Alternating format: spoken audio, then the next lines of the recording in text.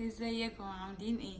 هعمل معاكم النهارده فتة شاورما فراخ حلوه جدا وهتعجبكم وسهله قوي. امشوا بس معايا في الستبس بقى، ستيب خطوات خطوه خطوه. عندي 4 فصوص توم وربع كوبايه زيت وربع كوبايه خل، وهحط علبه زبادي كامله. عندي بقى علبة من السبايسي اللي هي الشاورما، خلطة الشاورما. طيب لو مش عندك هتحطي معلقتين من علبة شاورما عادي، خلطة شاورما تكوني جايباها من عطار او سوبر ماركت، معلقتين كبار تحطيهم هنا.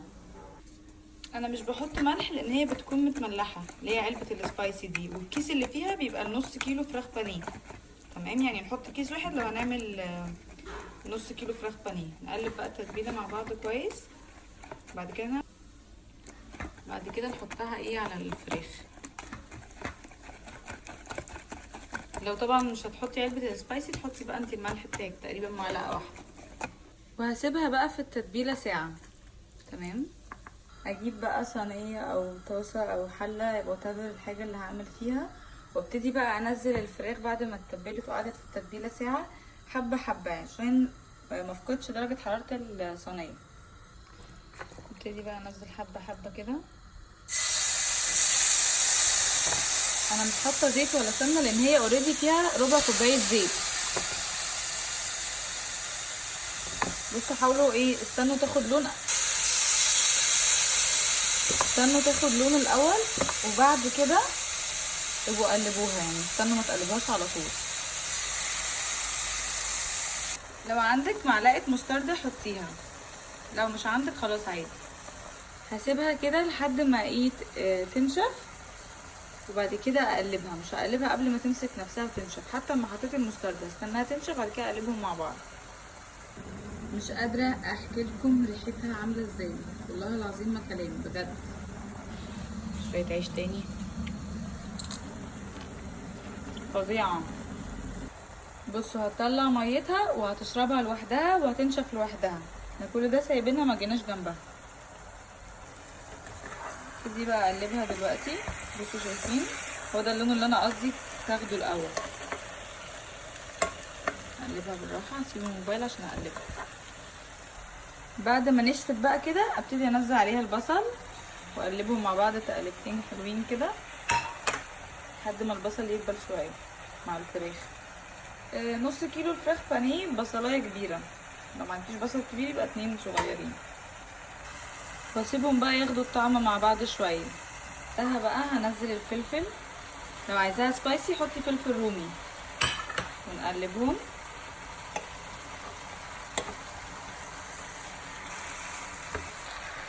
واسيبهم برضو مع بعض كام دقيقه كده ايه ياخدوا الطعم. بعد بقى ما هرست الطماطم كده هروح منزلاها. هي الفراخ استوت بس انا ايه هسيبها برضو تاني مع الطماطم. مش قادره اقول لكم حركه الطماطم دي بتفرق في طعم الشاورما ازاي، هتلاقوها نفس بتاعت بره بالظبط، كأنك بتاكليها من الشارع واحلى. بعد ما حطيتي الطماطم بقى ابدأي شوفي الفراخ استوت ولا لا. لو ما استوتش هتحط لها نص كوبايه ميه مغليه عشان تستوي. استوت يبقى خلاص كده تمام، نحط البقدونس ونطفي عليها. نفس الطريقه دي ممكن نعملها باللحمه، بس اللحمه بتاخد سوا اكتر. دي نفس طريقه الشاورما العاديه، يعني هي كده لحد دلوقتي خلاص كده شاورما عاديه، ممكن نحطها في سندوتشات بقت شاورما. اهو هنحط بس البقدونس عليها ونطفي وتبقى شاورما عادي. الفرق بين فتة الشاورما والشاورما العاديه اللي هي الرز والعيش. الرز والعيش والصوص اللي بنحطه عليها في الاخر، هو ده الفرق بين فتة الشاورما والشاورما العاديه. لكن هي كده دلوقتي شاورما عاديه جدا، يعني لو عايز تعمليها شاورما في عيش شامي ولا في عيش صاج ولا في عيش فينو اي حاجه، هتروحي حاطه عليها بس البقدونس وتقلبيها وتطفي عليها بس كده تبقى خلصت شاورما. هتعمليها فته يبقى لازم تبقي عامله الرز ولازم تبقي عامله العيش وتعملي الصوص اللي انا ايه هعمله معاكم دلوقتي. بس هحط بقى حزمه بقدونس كده متقطعه مغسوله ومنشفاها كويس، مصفياها من الميه كويس، وانزلها واقلب واقفل على طول. ما تسيبوش البقدونس مع النار خالص، هتقفلي على طول بعدها. خلاص كده انا قفلت عليها بعد ما حطيت عليها البقدونس. اوعي تحطي البقدونس قبل ما تتاكدي ان الفراخ استوت. هنحط بقى طماطميتين في الفرن يتشووا. انا مشغله الفرن دلوقتي عادي، بعد ما هيطروا هشغل الشوايه، هقول لكم الوقت بالظبط. انا حاطه 4 عشان انا هعمل كيلو مش نص، كيلو فراخ. بعد ربع ساعه بقى شغلت عليها الشوايه كده بقى، خلاص هطفي عليها واشيل القشره بتاعتها وههرسها واحطها على الشاورما. هشيل بقى القشره دي كده، بس بعد ما تشوت الموضوع بيبقى سهل قوي، احنا نشيل القشره.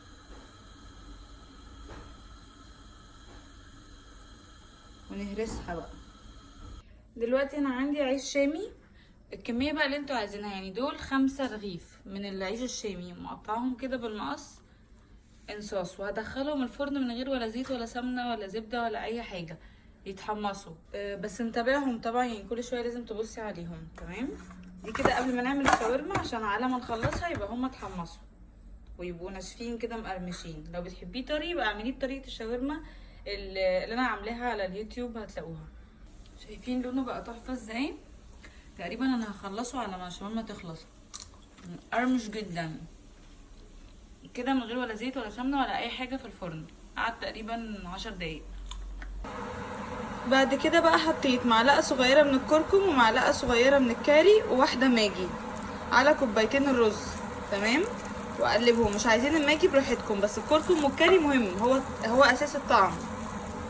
وهحط معلقه ملح كبيره بس كده، واقلبهم مع بعض لحد ما الماجي دي بقى تدوب كده. بعدها بقى انزل الميه. كوبايتين الرز البسمتي هياخدوا 4 كوبايات ميه مغليه.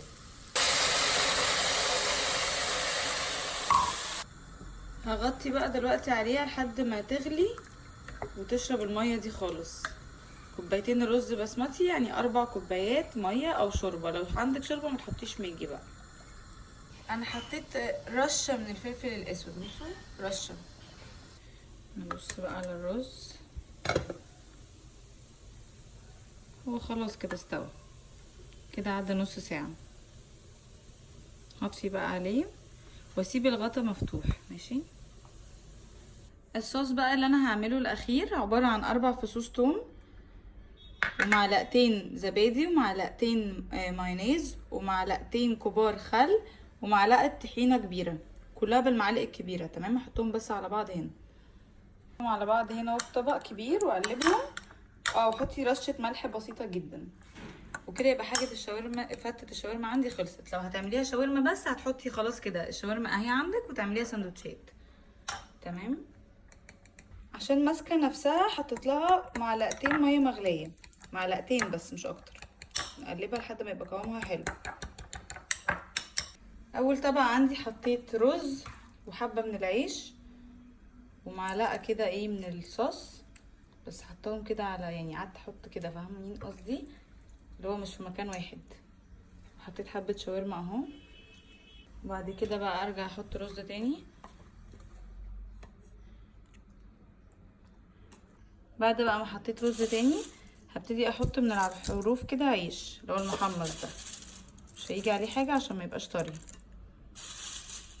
داير ما يدور الصينيه كده. وممكن نسيب بقى حبه رز كده في الحله اللي مش بيحبوا يحطوهم على بعض كلهم. بعد كده بقى نحط شاورما في النص كده،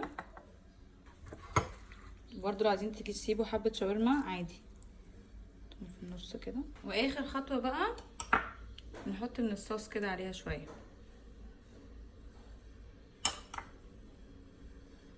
مش قادره اوريكم ريحتها عامله ازاي بجد،